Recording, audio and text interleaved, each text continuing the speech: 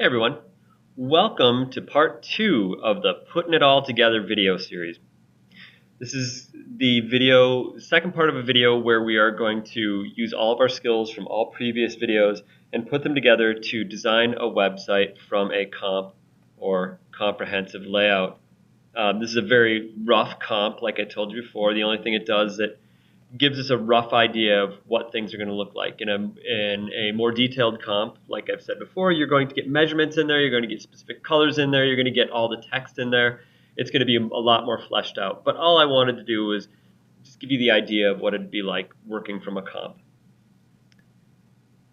What we ended up building so far is this. I have a web page that looks roughly like my comp. I have a wrapper that wraps up the whole entire page. I've got a header, I've got a footer, I've got an article area with the white background so that it looked like the comp. I've got navigation in here which wasn't in the comp, but I'm going to put it in this.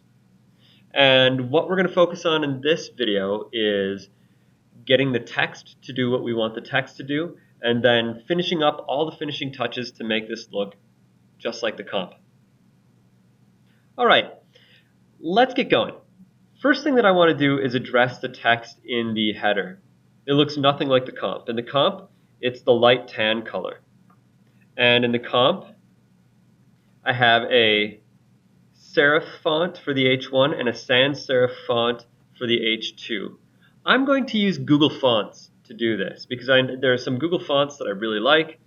If you don't know how to use Google Fonts, you should probably have watched a video on Google Fonts by now. If you haven't, go back and watch that video so you can familiarize yourself with how to use Google Fonts. They're very easy, and they allow us to have access to a wide library of great fonts.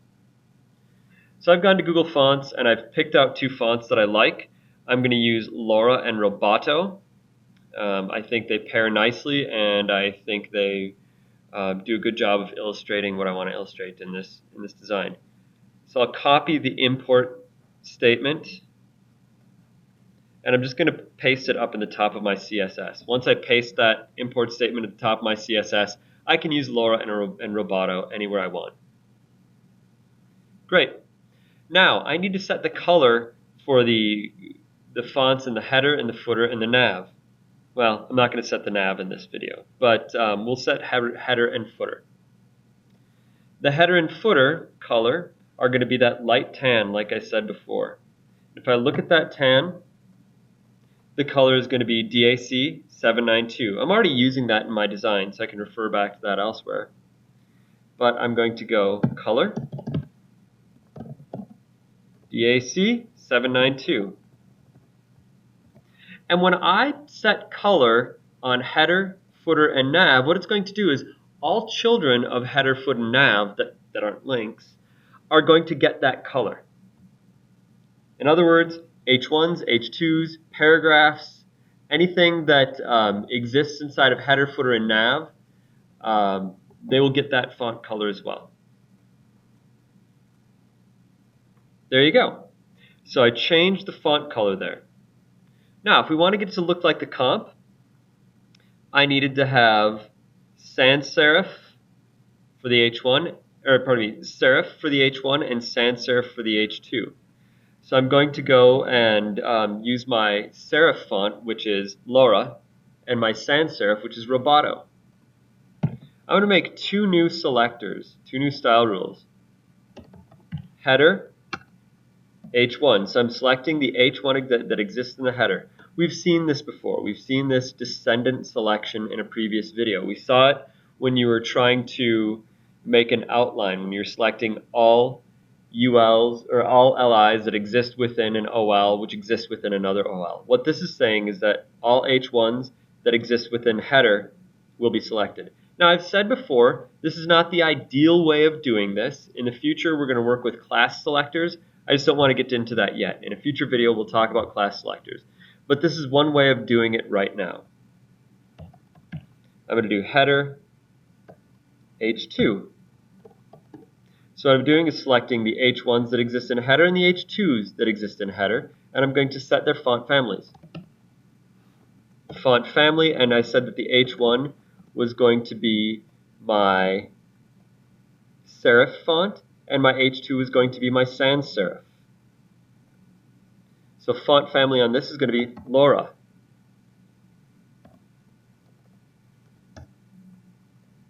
I've imported Laura here, so I can use it anywhere else in the document below that import statement.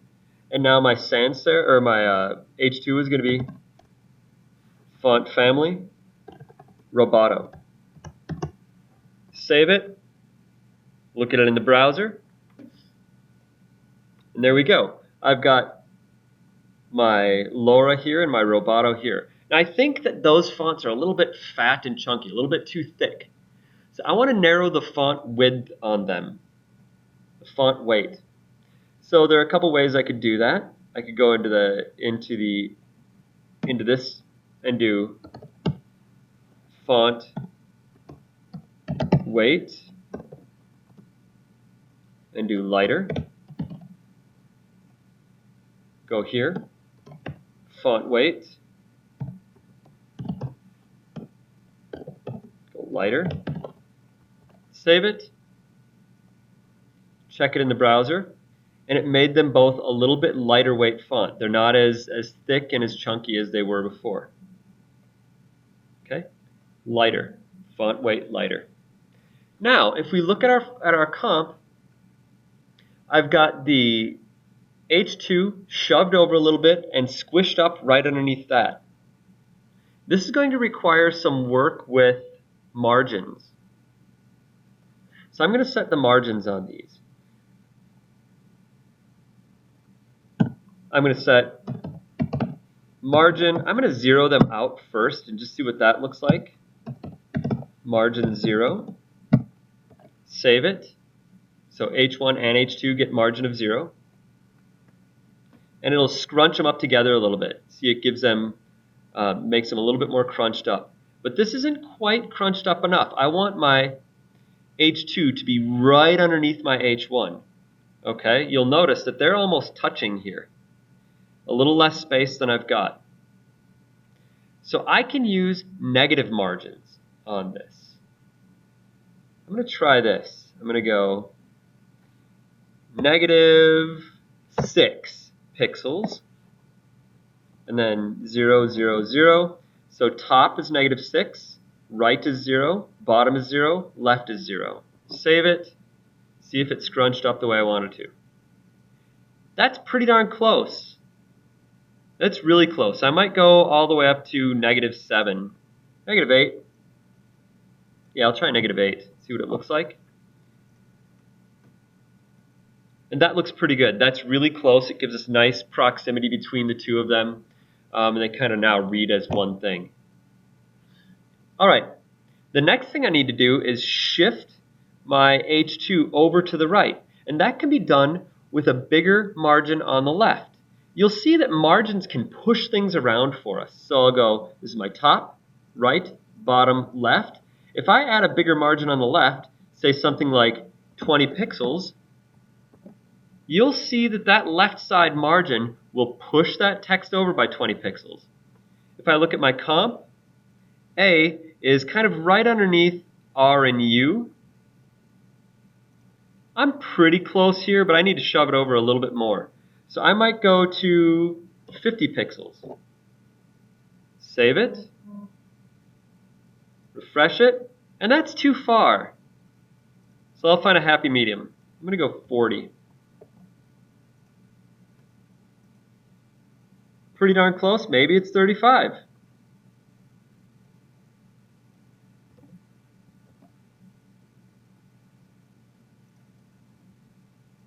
There we go.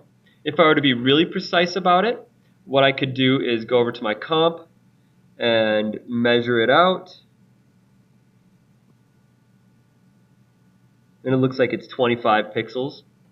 And I could set it to 25 to be very precise.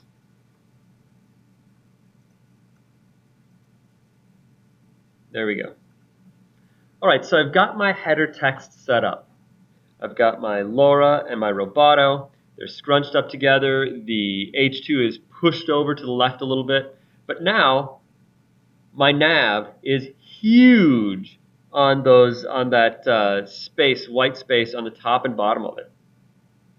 My footer has huge white space on the top and bottom. Remember, I liked the white space on the left side, and I liked the white space on the left side, but this is too much space vertically. So I need to look at my nav and my footer.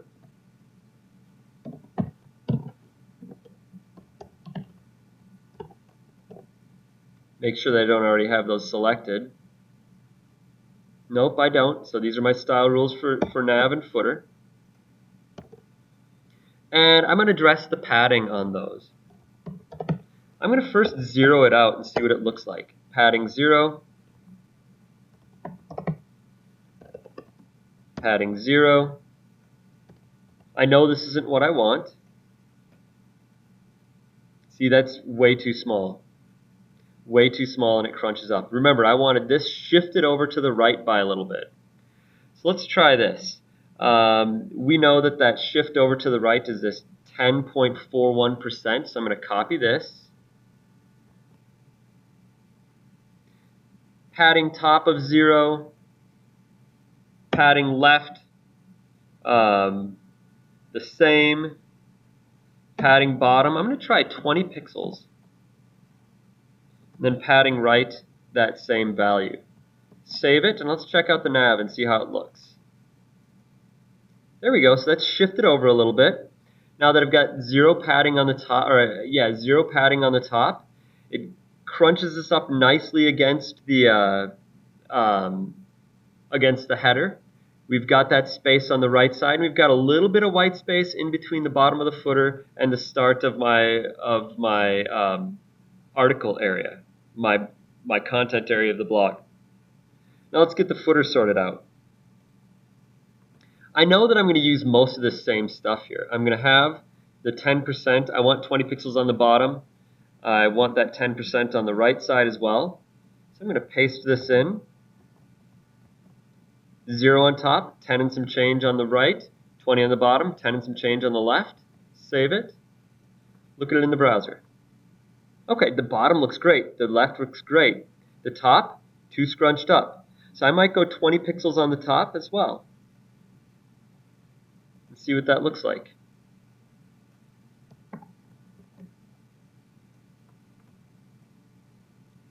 That looks maybe a little bit too much room. Let's see what 10 looks like. That looks a little bit better. We've got a little more weight on the bottom, a little less weight on the top. We've got the left side margined over so it justifies with the rest of the body copy. I think this is looking pretty good. We are getting very, very close to finishing here. It's looking a lot like the comp. If we look at the comp, about the only thing that we're missing now is we're missing our figure. Our figure and fig caption are going to go right underneath the H2. So let's get that in there. Find my H2 inside of the article. H2. My figure and fig caption are going to go right in here.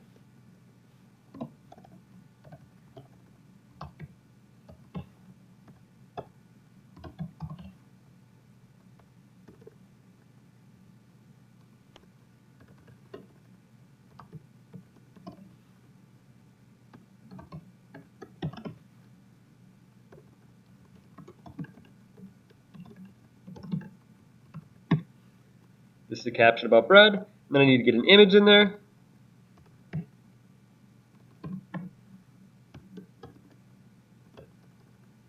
And I need to find the file name.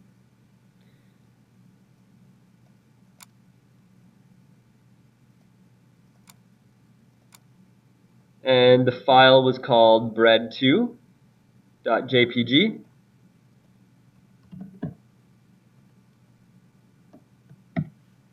Save it. I'll check it in the browser. Whoa! So that bread picture is huge. We know how to deal with this. We remember how to deal with this. We have to make sure that the image is flexible. It's 100% of usable width within the figure, and we've got to set the figure to a smaller size. So let's try this. Figure. And I think I want the width to be about 1/3.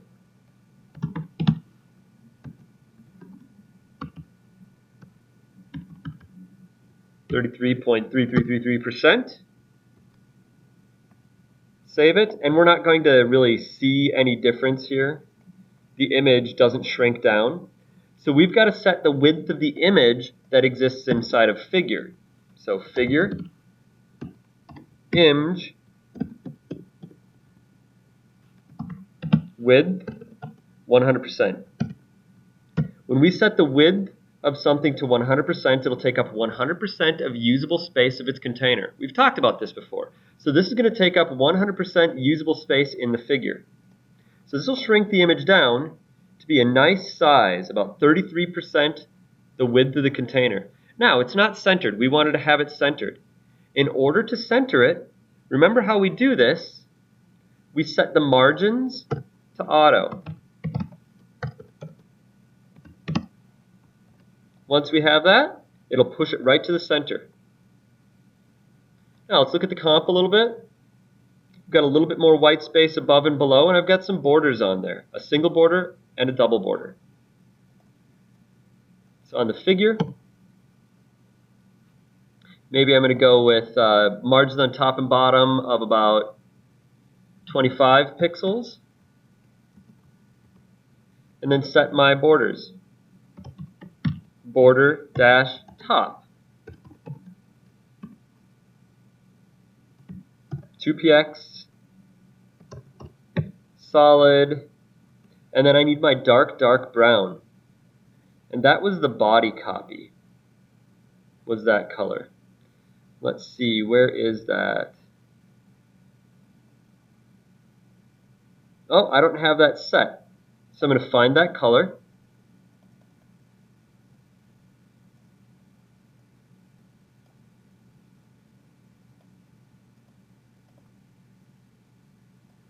There we go. 190, 900.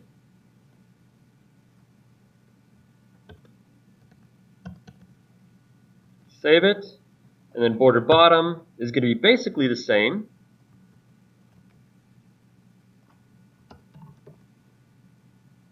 And I'll go 6 pixels, double. Save it. Look at it in the browser. Now, there's not enough space above and below the image. If we look in the comp above and below the image, there's a little bit of white space. So that tells me we've got some padding. So I'm going to go figure, padding, 20px, 1%. Let's see how this looks. So 20 pixels on top and bottom, 1% on left and right. And that's pretty close. I think the padding on the top can be a little bit less. So I'll go 15, 1%, 20, 1%. Save it, refresh it, bang, that looks pretty good. Well, it looks like we've got our design sorted out. Hopefully this helps you through the thinking process through designing a 5-page website for your next project. We've used all our skills. We used the box model. We used fonts. We made sure that we had good, clean semantic markup. We stuck to the heading hierarchy. These are all the things I expect to see from your next projects. Thanks for watching.